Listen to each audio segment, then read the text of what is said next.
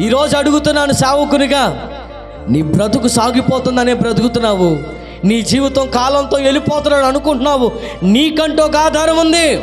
ఆయన దేవుడు, నిన్ను చేసుకున్న దేవుడును నీ దగ్గర నుండి లెక్క అడుగుతాడు, మర్చిపోవద్దు.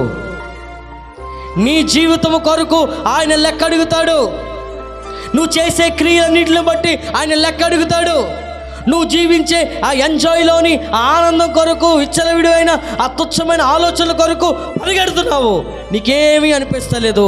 కానీ నీవు తీర్పులో నిలబడబోతున్నావు. అధామా, ఎక్కడున్నావు? దేవుడు ప్రశ్న వేస్తున్నాడు.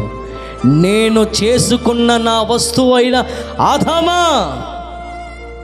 నీవెక్కడున్నావు? నశించిన దానిని రక్షించడానికి ఆయన వచ్చాడంటే ఎందుకు వచ్చాడు?